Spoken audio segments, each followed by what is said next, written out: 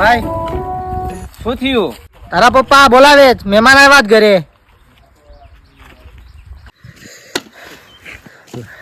લાગે છે આ વખત તો મારું લગ્ન નક્કી થઈ જશે એવું લાગે છે. માનો કે ના માનો છોકરી વાળા જ જોવા આવ્યા છે. કેવું છે? બસ મજામાં છે. તમારે કેવું છે તબિયત પાણી? બસ મજામાં. મજામાં છે. બરાબર. કામકાજ ચાલ્યા કરે છે યાર. શું કરું?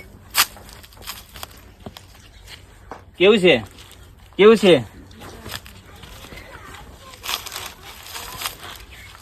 કોણ છે પપ્પા? આ આપણું ભેંસનું નક્કી કરવા આવ્યા છે પાડા જોડે.